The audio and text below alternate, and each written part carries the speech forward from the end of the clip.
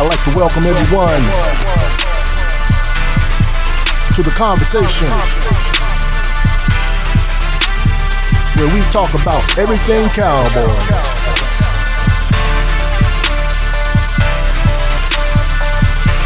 My favorite team, your favorite team, America's team. Here with your host, Coach Marv.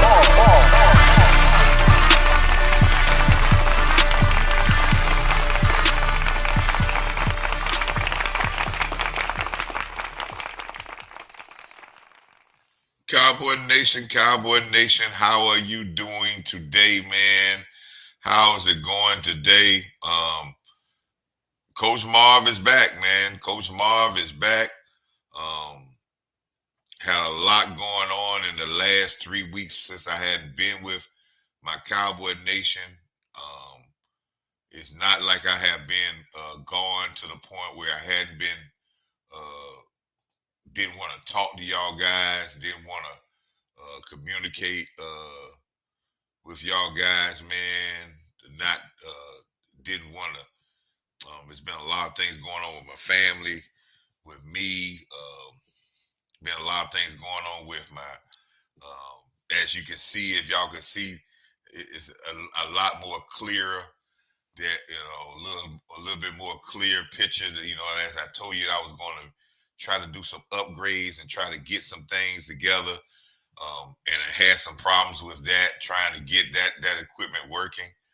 I took some time off when the story came out with the young man, and spent some time with my family and really was reflecting about this Cowboy thing, about how things was, we really, as a Cowboy Nation, we really have to understand that this is just a game, and there's a lot more that's going on with our players and families that we really need to address and know our own families and know what's really going on. And that really took a bite out of me. Another reason why I've been gone, it's a lot of toxic stuff. If somebody's put toxic stuff out there, there's been a lot of toxic stuff from our fan base that's some of the stuff I didn't agree with, some of the stuff I thought was being a little bit overzealous. But I'm going to talk about that. I'm going to talk about why I thought those things was overzealous and some of the things that I thought that were just a little bit out of place. But I think a lot of the stuff is out of place because we have, as a fan base, we are so invested in trying to get to number 6. And I know this fan base really wants to win. Some of you have not experienced winning. You're loyal Cowboy fans, and it's a tough climb when you see inconsistencies of your football team, and it makes us as fans be inconsistent and sometimes dwell on things that we shouldn't dwell on. But I'm glad I'm back. We're going to be going into some things. Just going to talk briefly with you because I know I got an early appointment tomorrow of work, but just wanted to talk briefly to let you know back. Wanted to test the new equipment out. The new equipment has been here for a while, but I couldn't test it out because I had the part that was not working right, and I'm still having some problem with my camera to keep it working. But we're going to be moving into this. We got the new equipment here with the new camera going on now, but we will be moving. We will be moving into not only with the new camera, we're gonna be moving. I'm gonna have another place where I'm gonna have called my studio. You may not see this Cowboy logo here, this fat head I have on the wall, but we're gonna have a surround. We're gonna get a studio surrounding, so we're gonna build that. You're probably gonna see better intros with my stuff. We're gonna try to build another banner, and we're gonna try to get into more stuff that's gonna be talking about, because we're gonna expand the channel and do some other things with this channel. As we always say, like, comment, and subscribe, man. Like, comment, and subscribe, and let's try to get this thing out. Where I left off was when I left off about 3 weeks ago, I was at 720 subscribers, still maybe 200 and some subscribers away from getting the full monetization, so we can really move the platform up in this thing. We're gonna try to maybe later on come up with some Coach Marv t-shirts, some Coach Marv apparel. Trying to work with someone that that I'm dealing with that can maybe help us in that area and see if there could be a good investment for them as well as a good investment for us to go out there and get people involved with the Coach Marv movement of Real Talk. Elephant in the room. We won a game yesterday. And I want the Cowboy Nation, all the people who are out there, I want them to, if you got social media, you got Twitter or you X, or you got your own channel, you tuning in to me. I want y'all to start talking about one word. And I don't know if I had that word in my little vocabulary of words. Let me look and see if I had that word. Did I talk about that word in my little vocabulary of words? And I did talk about that word in my little vocabulary of words of stuff I've been talking about on this thing. It's a couple of things we're going to talk about, some of the words I've been talking about. But the word that we want to talk about today and talk about for the rest of this season, and I'm going to explain to you, I hadn't talked to you about when we had the trade. I didn't tell you my feelings about the trade. Didn't tell you my feelings about how we are as a team because after the trade. But I'm speaking of things that we really need to talk about. And the word that we need to talk about is consistency. If you've been listening to this Schottenheimer talk and you've been listening to the Cowboys talk, that word has come up over and over again. That is one of the main cultural words that you can have when you're building a culture. And we got to remember, they're still trying to build a culture here. And sometimes it ain't happening as fast as we thought. Sometimes it doesn't happen in 9-10 games. It doesn't happen in a training camp. It takes some time to build a culture, but the consistent word is what we need to try to get. The consistent word works with the San Francisco 49ers. So they can go without quarterbacks. They can go and trade players. They can lose some of their best players in their franchise, and they can be there and win games and still stay at the top or close to the top of the division because they have one thing that I'm saying that we need to build is consistency. Some of your greater teams have consistency in what they do and certain things that they do that makes them a perennial good football team every year. The thing that's separating us from the Eagles is not talent.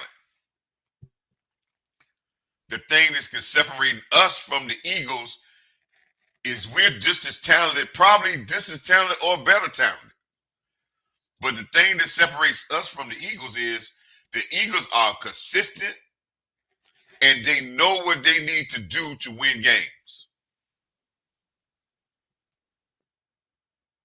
We have inconsistencies and we're still trying to find the identity of the things that we need to do to win games.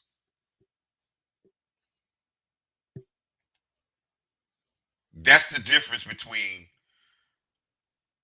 the main difference between us and the Eagles.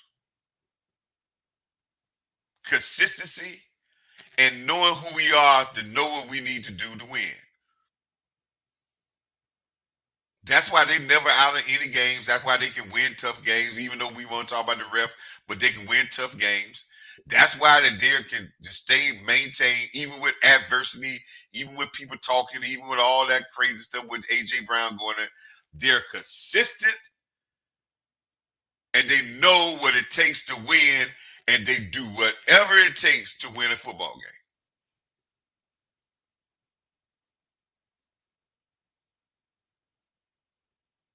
Consistent teams are the better teams. We're going to start to see what teams are consistent to make a run.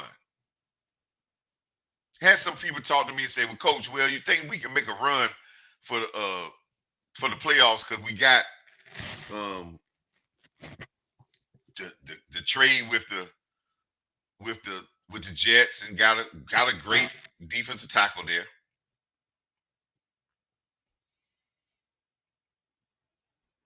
And they say, "Well, you think that we can make a run for the playoffs?"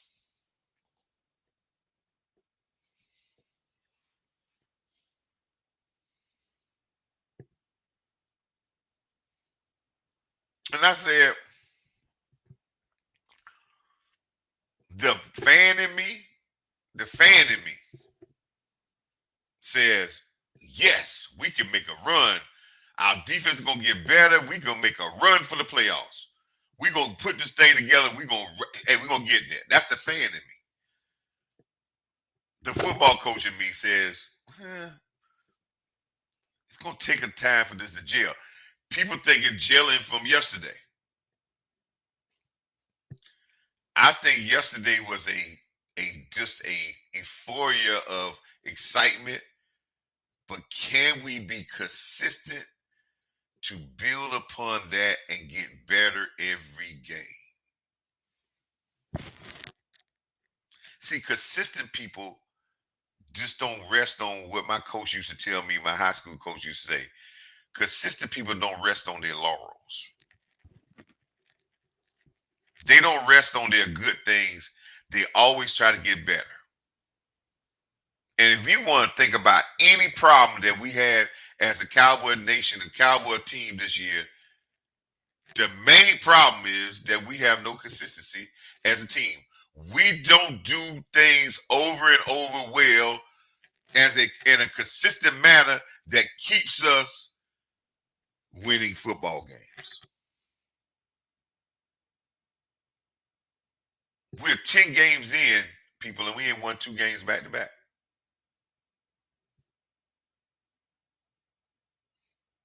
We're 10 games in, we ain't won 2 games back to back. If I told you that with any team, could you tell me that all of a sudden that they're gonna get on the roll and dominate, that they may need to win at this particular point to win a Super Bowl? They probably gonna have to win 8 games was left when they started this. To win a Super Bowl, they probably gonna have to go 10-2. No, 10-2 in the next 12 games, or 11-1.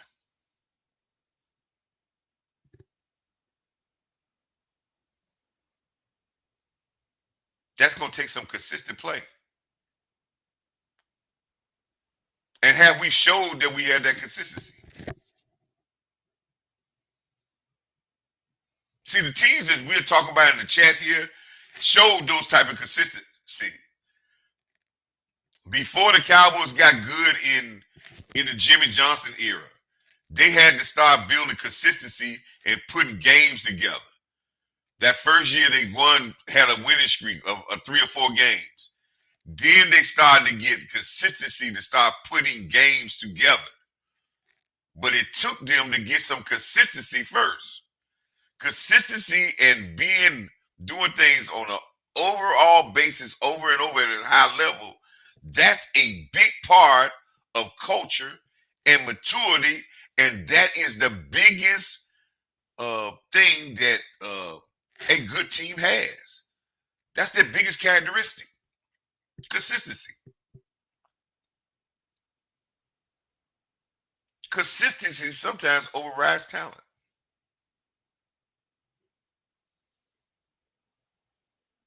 I mentioned this in the live stream yesterday at the end, and as I said, let's do it again.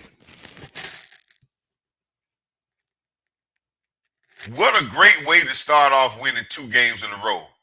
Then to come off the Raider game and then come back and give the same better effort against the Philadelphia team, and then come back, which you got to go 1 game at a time, and then come put a better effort the next Thursday against the Kansas City Chiefs.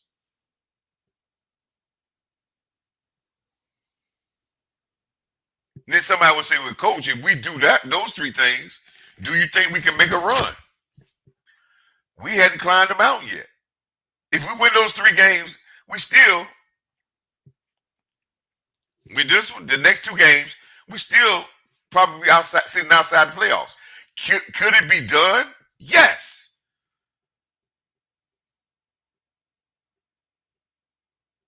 Should we be talking about it? No. We need to be talking about, are we going to play better, or how we going to play the next game?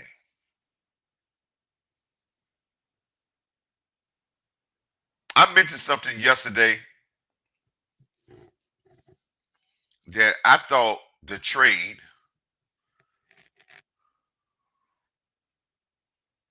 which was a outstanding trade for the Cowboys. I think the Cowboys have parlayed the Micah Parsons trade into some very good transactions. Now, if anybody want to talk about the Jones, and I have not been a component of the Joneses. In some areas I have, but I believe the Joneses have done a great job this year trying to put this football team together. Now, y'all can say what y'all want. I think the Pickens trade has turned out to be a very good trade. I think going to get defensive linemen, trying to fix their linebacker position. Every trade is not going to work. It's amazing how we think every trade going to work. Every trade is sometimes you're taking a flyer. Some people talking about, I heard some people on Twitter today talking about the receiver trade from the one we got from the Carolina Panthers, Mingo trade, and how much of a bad trade was that. Well, you know, the Cowboys made that trade to try to invest in a guy that they thought that had some talent, but they didn't know Flournoy was going to come on and do as well as he did. You're talking about Mingo. You're talking about a trade for a guy that's supposed to be a third or fourth wide receiver. They didn't trade for Mingo to be a number one or a number two. And we putting expectations on him like he's supposed to come in and do some great things. If he did come in, he's going to catch just as many passes as Flournoy do. Maybe one or two passes a game here and there do the dirty work. If he gets those passes. This team is built probably to run a long race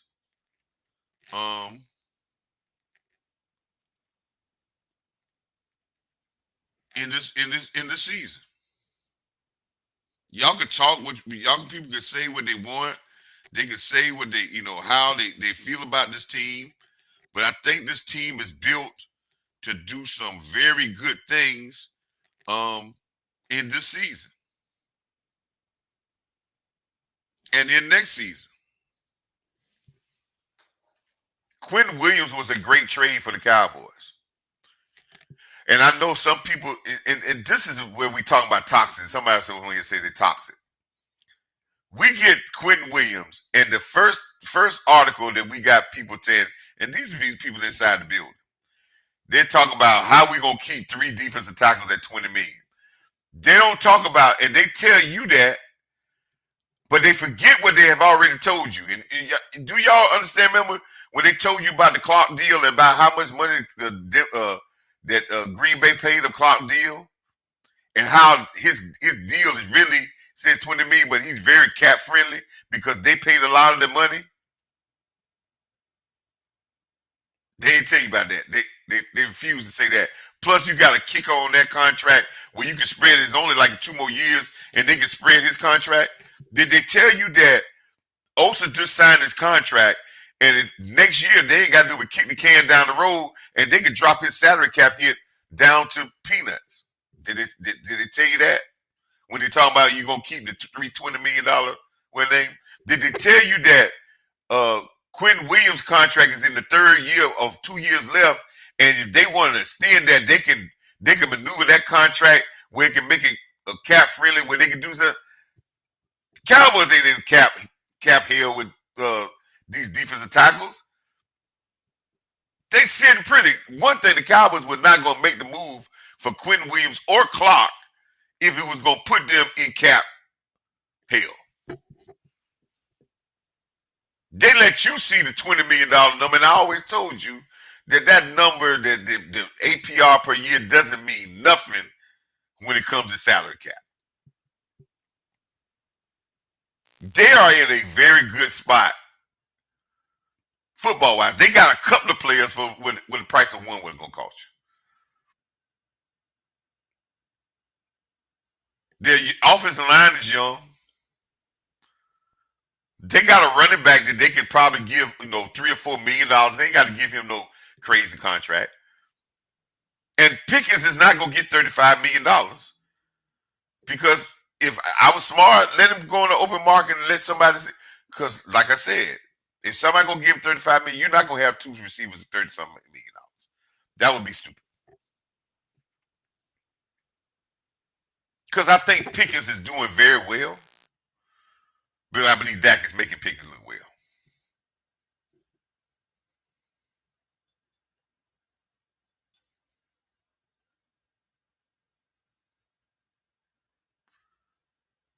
No. And let me explain something about Michael Parsons. And I'm going to say this about Michael. And this is no hating on Micah. But you're going to see this story and you're going to come back and say, Coach been telling us this story for a long time. And this is no hating on Michael Parsons. I have said, and Okoye and me has said it, but me and him talked about it before this. But I have said for a long time that Michael Parsons is limiting his greatness by just being a defensive end. Nobody listened to us when we said that because everybody's all in this field about pass rushing. But there's starting to be rumbles that he's a one-trick pony. And I'm not saying that's because it's bad on Michael Parsons. I'm saying that Michael Parsons is limiting his greatness by just playing defensive end. And I've said this many times before. I think Michael Parsons could, if he was willing to do this, yes, I would say that was a bad trade. But I don't think he was willing to do what he needs to do to be the player that he has the capabilities to be. I said Michael Parsons could be the first 120, 130 tackle, 17 sack, 3 interception player in a season that ain't nobody ever been.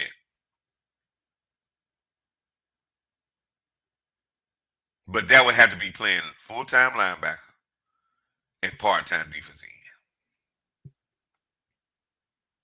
end. Not full-time defensive end and maybe sometimes linebacker. Because see, now after 10 games, he got what? 14 tackles? That's 8 sacks. That's not dominant. And I know everybody want to talk about pressures. Yeah. But he could have pressures and he could have impact with the numbers. But he's not going to do that defensive end. He could be the greatest. He could have been the greatest linebacker, defensive end combo guy in the history of the NFL. Middle linebacker, defensive end combo guy in the history of the NFL. But he's not even the best defensive end in football. And he may be 3 or 4 down that list.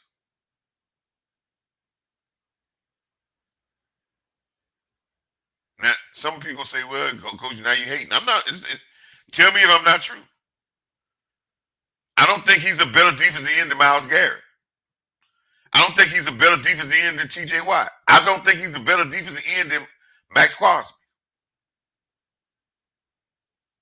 But I know that there's no comparison of that speed, that talent at middle linebacker and defensive end in the NFL.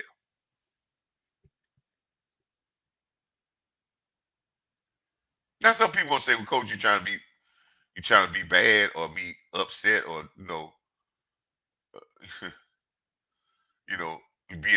being negative." No, I'm not being negative. And I said long time ago, people understand it. People been following me know that I said for Michael Parsons to be the greatest player and to be that player that, yes, generational. And I want y'all to understand, he's not generational because generational people do stuff that other people hadn't even done yet. We done seen this pass rush thing. Matter of fact, he ain't the best pass rusher at defense. But to be generational with his skill set, which his skill set now is gone with the linebacker because he didn't work on it because someone got in his mind to say be strictly defensive end. And I think in the long run, when it's all said and done, he gonna realize that was a detriment to him.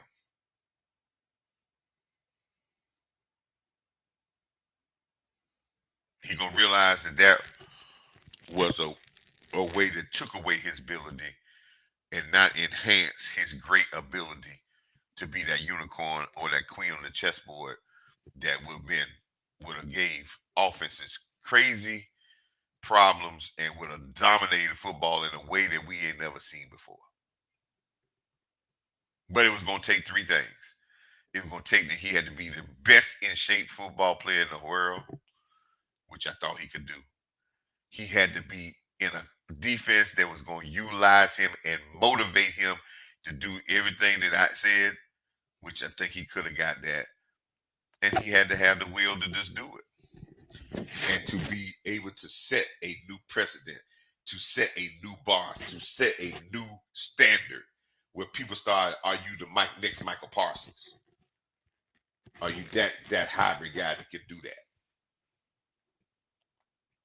And I believe he had the ability to do that. But I think that ship has sailed now. And he will regret that.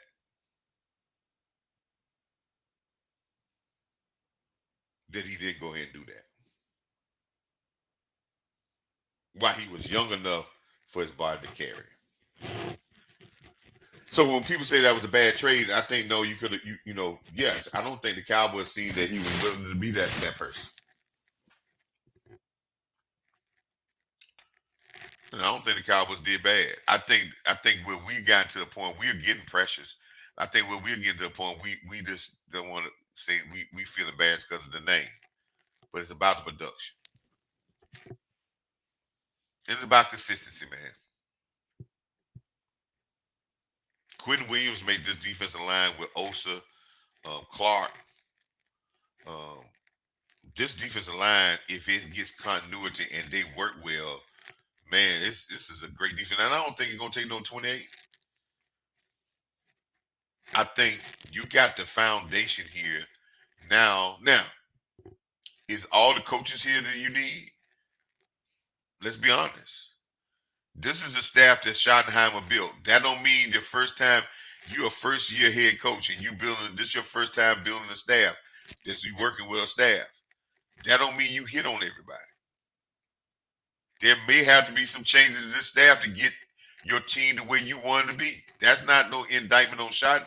That's just how it goes. Jimmy Johnson had to change offense coordinators to get to North Turner to go to it. He had Shula at first, and Shula couldn't work out. He went to North Turner, and that took him over the top. They changed some coaches out when Jimmy was there early on. You're going to find it, and maybe Matt Eaglefuss might not be that guy. I don't think the secondary coach may not be that guy. Eaglefuss might have to change that guy, or whoever might be, people got to change that guy. Because I said last night before I started watching the game, if number 20, Elam, is still playing, on a regular basis for the Cowboys, I was going to almost not watch the Cowboy games no more. Because you can go back if y'all want to go watch film. Go back and watch Elam. And I hate to denigrate a player, but when I don't see heart, and it's evident on film. Go back and look at. He's been played 9 games. I don't think he got 10 tackles and as many screen passes and underneath runs and backside run support that these cornerbacks have. Not to have 10 tackles in 9-10 games is that you're not even willing to make tackles.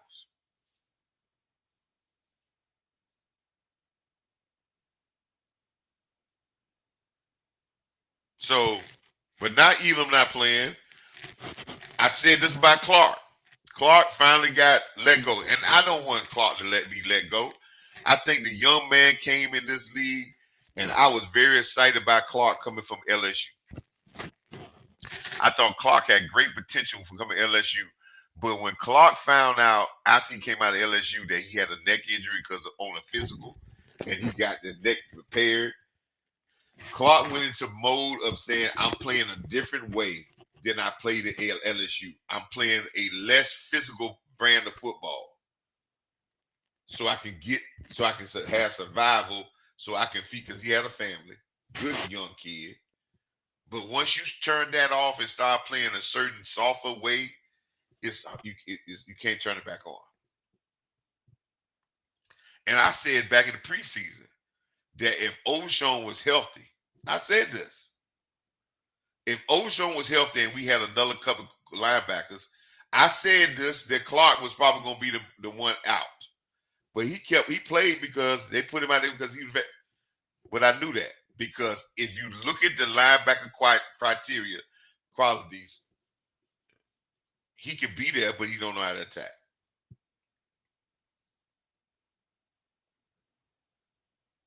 And I have been saying for the longest, if we want to fix the defense, maybe Matt Eberflus is not the person. I was defending him, but I'm not going to defend him anymore because of the fact I'm not going to get rid of him, say they need to get rid of him, but I'm not going to defend him to the point of saying he may have to go. But I've said this on the show and time again. And nobody listens to me when I say these things. But then it'll come back, and when it comes back when somebody else says it, and everybody, oh, well, yeah, that's it. Just be physical, a little bit more physical, and let's see how it works.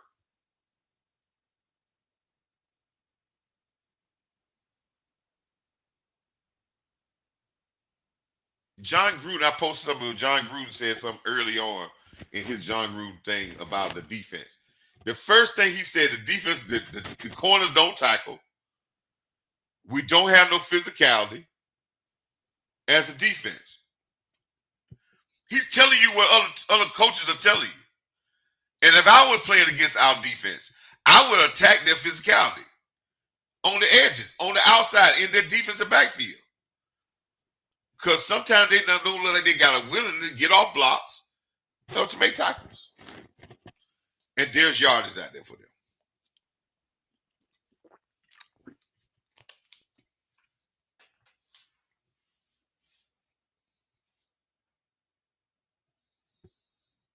Yeah.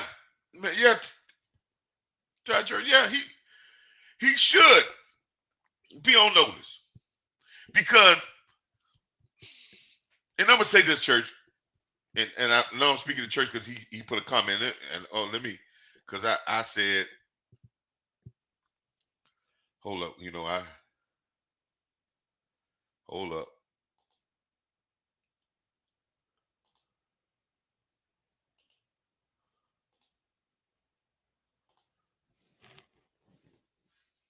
Ty Church said this. Matt still on notice. Yeah, Matt is on notice. He right. Why is Matt on notice to me?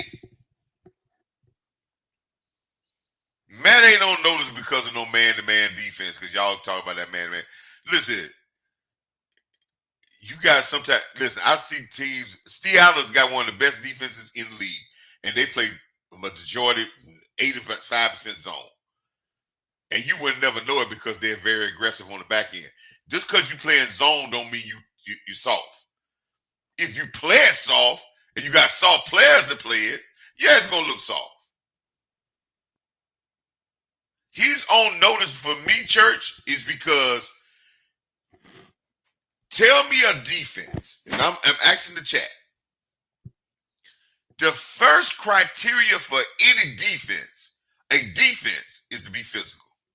Tell me any team y'all heard that they said if you played football or you heard about a team and they said my defense is finesse.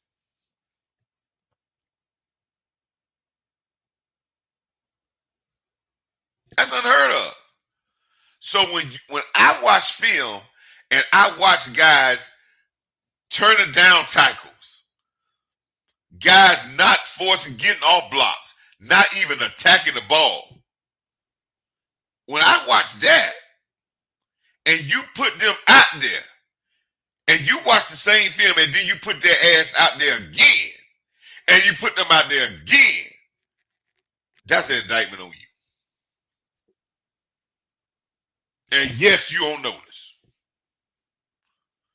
Because as a football mind, you can't tell me, the football person in me, tell me you watched film and you saw that and you thought that was okay.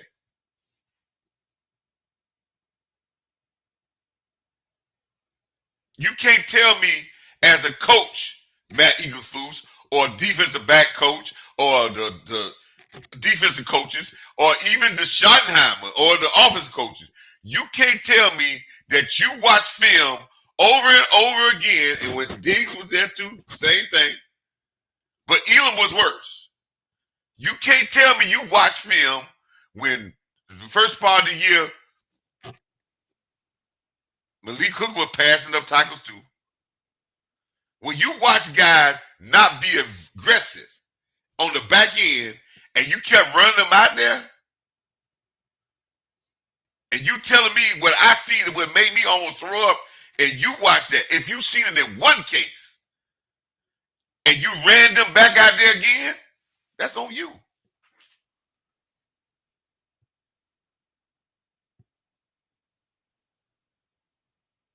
And right, church, he on notice.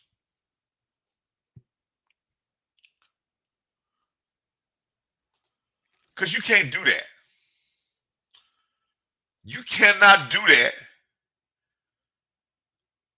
And some people say misuse the players. Okay. Misuse who?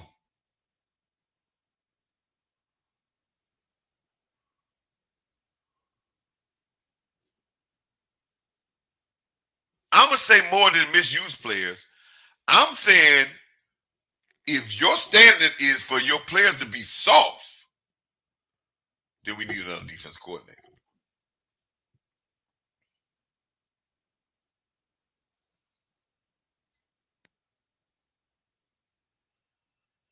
And I've said this 4 weeks ago.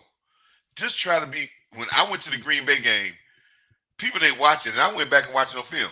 Watch the Green Bay game. I'm begging y'all to watch the Green Bay game, and we lost that game because Green Bay couldn't even throw the ball down the field. They threw, I'm saying this again, man, and people don't understand this because they think I'm crazy, but the numbers, you want to talk about numbers that the man only completed 3 passes over 10 yards down the field, and one was in the first drive.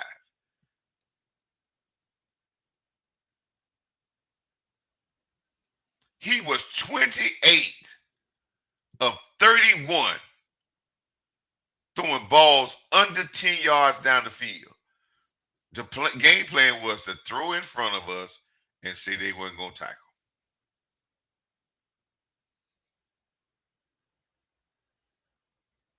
Oh, okay, we want to say Sam Williams and Fowler playing too long. Starting too long. Okay. Donovan Wilson's not a free safety. So who is a free safety? See, let me say this about Donovan Wilson. And I'm gonna go with Boss Cowboy said, and I think he was joking when he said this, but I really believe this.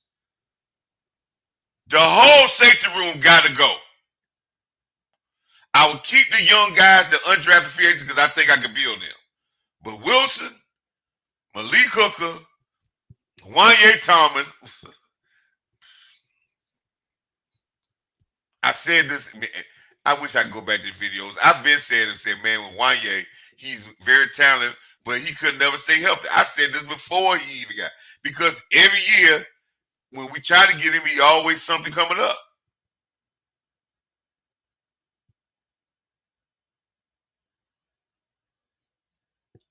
But I think you could have built from these young safeties, but not only Matt Eagleflus, you know who I got a problem with?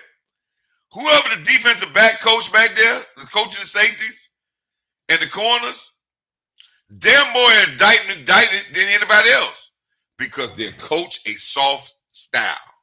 We could talk about zone. People who know football know you can play zone and still cover stuff and shut stuff down where you think is tighter than man. But if your willingness is to play soft, it's going to be soft.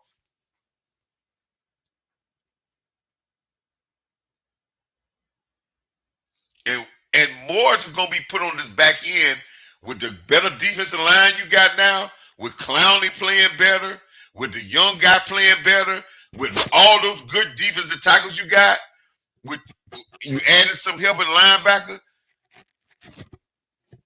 If Wilson and Hooker and these corners and these slot corners don't start attacking the ball and busting ass, because see, the pressure now going to be on them. Because people going to try to avoid the defensive line. They're going to try to avoid the linebackers and get to your weakness. Why would you attack the strength? The strength is our defensive line. You ain't going to attack that. So you're going to play the edges and attack the corners and the safeties for tackling.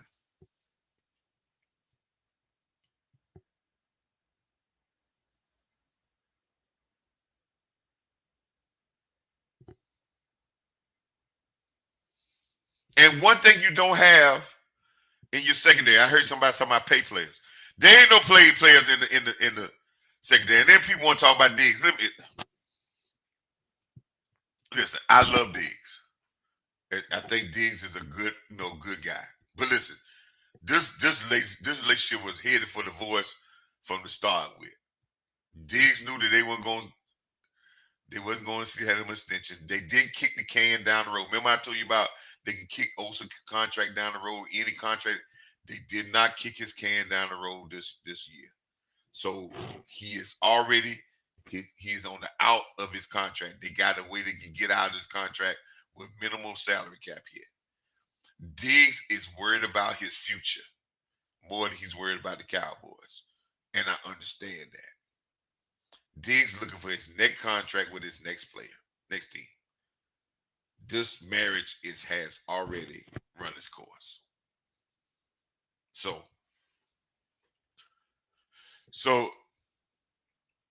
yeah, oh Lord, church man, oh man. Oh Lord, here we go. Let me tell you something. Let me say something, church. Go back, y'all. This is church. He put this my man fan.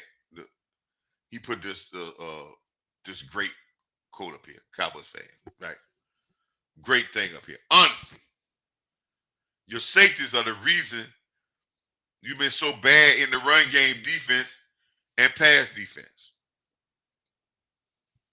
Go back and watch my film. Going back when I talked about when Jalen Ramsey was out and ready. Go back to my Twitter when I talked about safeties early on in the season.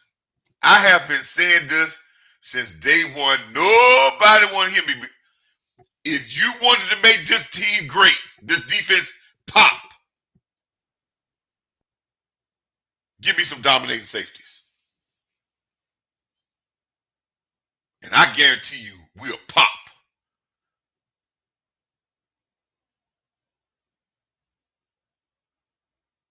It will help the corners with the coverage. They would run the back end, and you got too many guys in front of the safeties that you got to worry about. These guys would be able, if they were aggressive, fast, and hitters, could make plays all over the field. I said back a long time ago, if we would have went and got Jalen Ramsey on this team and put Jalen Ramsey at safety, a lot of these problems we talking about,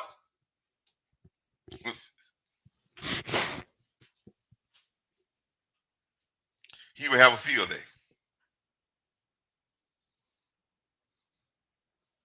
But we dilute safety. We call it like, oh, we're gonna say until the last time we had a number one defense, in the history of the Cowboys. Let me put it like this. In the history of the Cowboys, check the safeties out when we had great defenses. Who was the safeties? Hall of Famers and which should be in the Hall of Fame.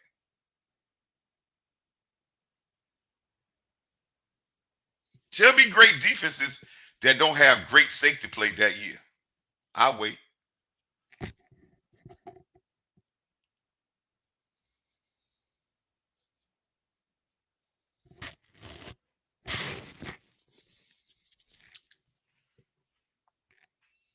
I've been saying this on live stream 2 weeks ago. I say fix the safety problem, and then we'll see how better the defense is. Nobody listen to me because everybody think coach, but I guarantee you, guess what?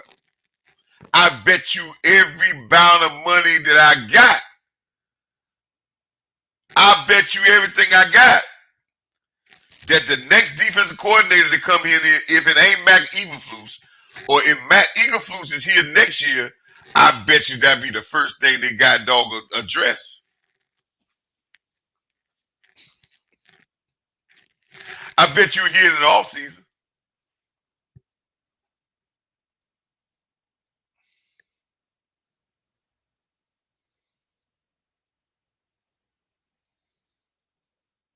Fix that. And let's see how it rolls. And let me say something about Malik Hooker. I believe in Malik Hooker. Jefferson, and this man. Listen, and this is what I say about that. I want to see him, but I think Simmons done lost a step, and there's something going on with Simmons because a good safety like that, there ain't nobody even been sniffing Simmons. But I say this again, and I say this, church. I believe Clark or some of these other guys that they picked up could be great safeties. But how are they going to come up to be great safeties when you allow the guys like Hooker and Wilson that can't do that dominating safety thing no more, and they're following their lead? Wilson was a hitter, Donovan. But every time he gets in that hit, his body it can't. So he gets hurt. So that takes away from his aggressiveness. Malik Hooker has never been fast, and they're not aggressive. They're just hanging on. Bell is okay, but I don't think Bell pops off the screen. Give me some safety to pop, and we'll rock and roll.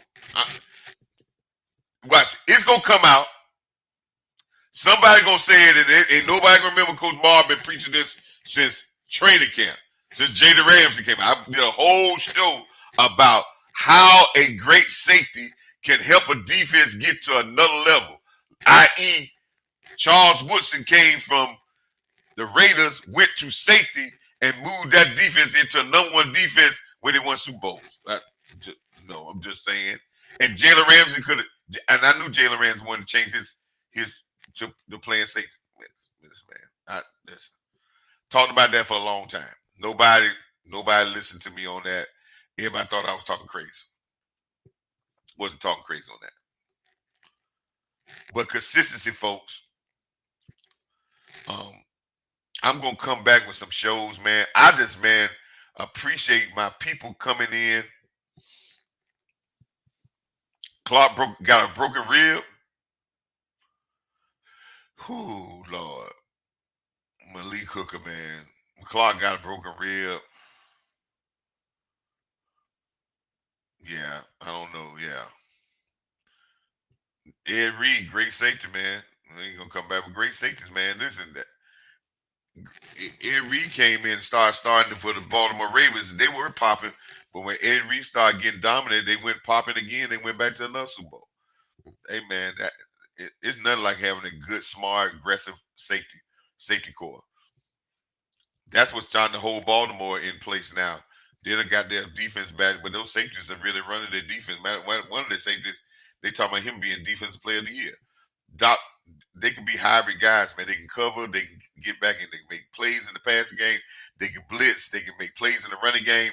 That comment about that the safety players hurt us in the run game as well as the pass game was a perfect statement. I've been saying that for the longest. Nobody want to talk about it because they are like safeties that they second nature. They ain't nothing but get our safety play back dominant.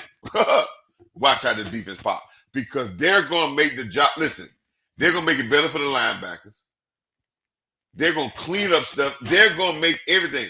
They're working hand to hand and with instinctive with the linebackers makes a defense. Been doing this too long not to know that. But a lot of people don't look because they think, safeties are not valuable. Want to speak on the George Pickens thing. And I'm gonna say this about the George Pickens thing. And I I'm not going against nobody. I have my own opinion. And I'm not shooting nobody else down with their own opinion. Pump out brakes with George Pickens,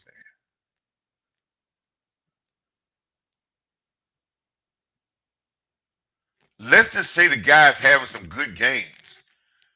But we're crowning him like he's probably the top receiver in the league.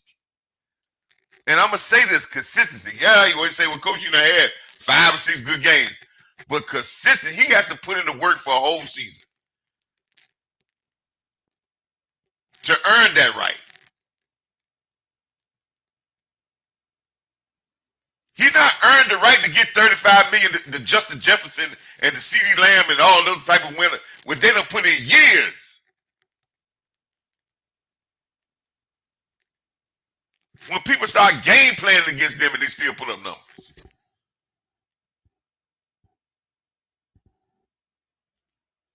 What are we talking about, man?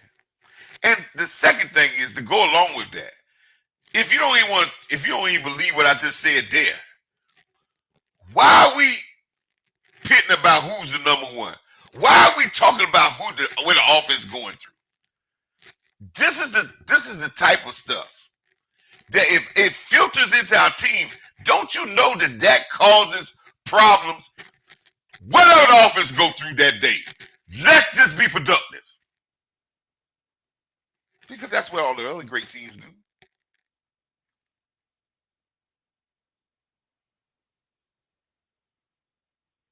When I watch Philly fans, Philly talk about their team winning. They let A.J. Brown do all that talk about where the ball need to go in this all. But Philly fans say, we just trying to win damn games. Why we got this? Why we being messy? Because our voice matters. We already got a fragile, psyche team that is not consistent, that really mental toughness to put stuff together is lacking. And just being honest. So we think that we can handle talk about who's number one and stuff going through this person. Do you think that our team can handle that? No. Winning games.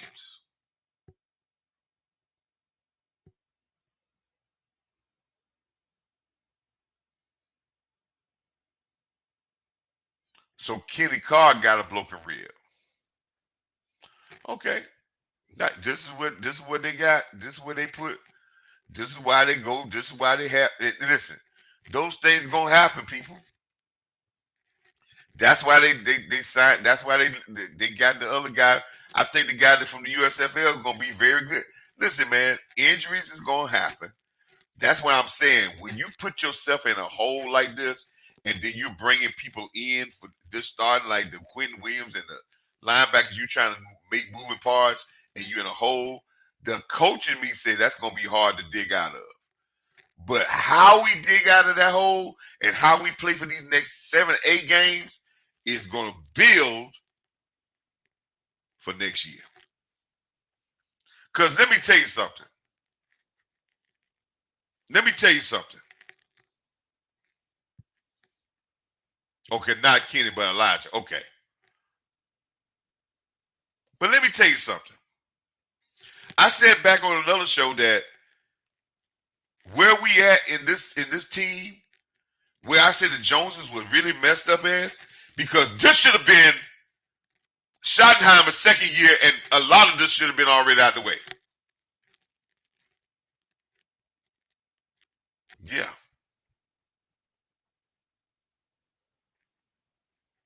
Because you didn't feel Mike McCarthy could take you to the, and when you put him in lame duck status, you should have went ahead and got rid of him then. And you could have started this process a whole year ago. So you're a year late on the process, and now we moving through this growing pains of the process. That's on you, Jerry. And I ain't saying you had too many bad moves, but that was a bad move. But I want y'all to reach consistency, man. I want to see us be consistently getting better every week. I want to see us come out with the same effort, the same. I want to see if this team can handle success when people pat them on the back. I want to see if they can come out the next game and even get better. I want to see if they got the philosophy of saying, do it again. I want to know if they got the philosophy and saying, can you do it again? Can you do it again? Can you do it again? Let's see if we got that philosophy. And there's gonna be some certain things in this team that we're gonna have to see. And this is one of the main things we're gonna have to see, people.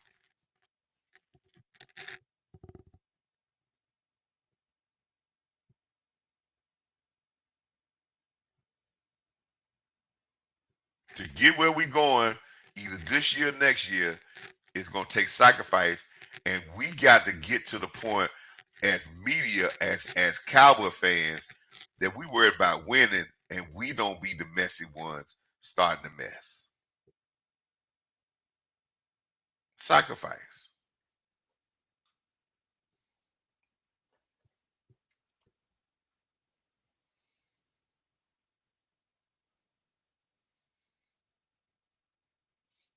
Sacrifice is going to be key, and consistency. Like I said, man, I am so happy to be back. I am so happy for all the people that came into the chat that was looking for me to come on live. I hope that y'all liking, commenting, and subscribing.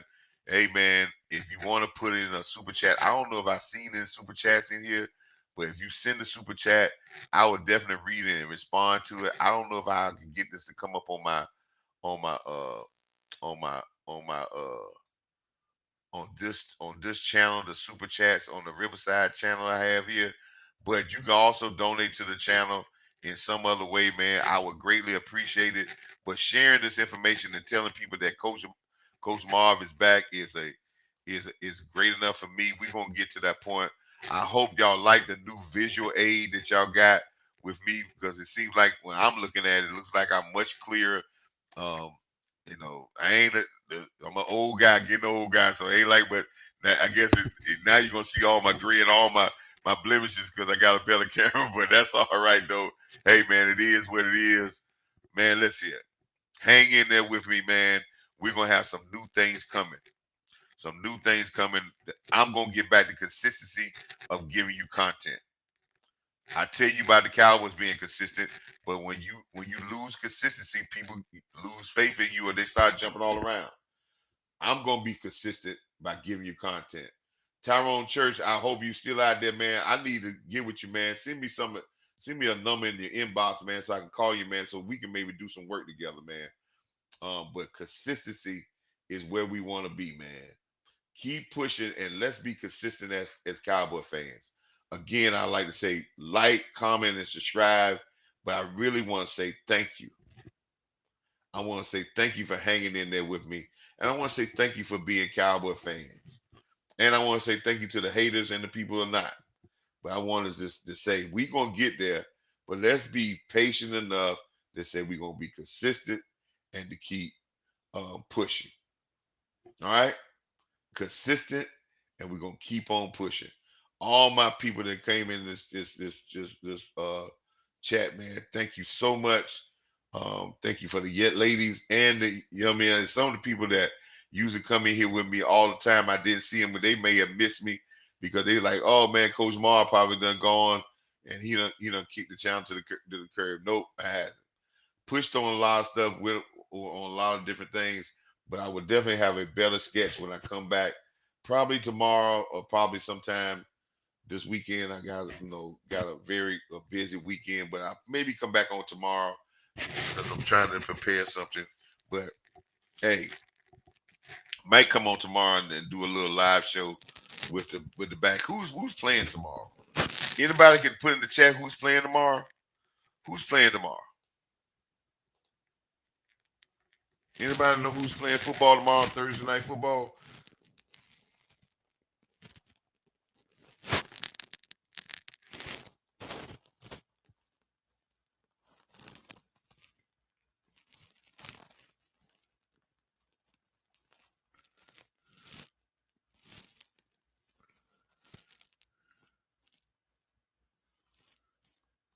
Okay, we got the Bills in Texas tomorrow. Playing in Texas. So we might do a little live stream with the Bills in Texas, man. Texas, man. But thank y'all, man. Thank y'all so much. Until next time, man. Keep God first, man. Let's keep the Cowboys in our nation. God, let's keep praying for the Marshawn Leland family, man. As they go from hurt to healing. Let's keep praying for that family as they go from hurt to healing. They're gonna need all your prayers, all of your good prayers going up because they're going from hurt to healing, and they will heal. God will heal their hearts and their minds. But let's keep them in our prayers, and let's keep pushing with Cowboy Nation. But let's be patient and let's do it the right way. Sometimes the right way is a little slower, but it'll last longer if you do it the right way. Until next time, Coach Marv is out. Peace.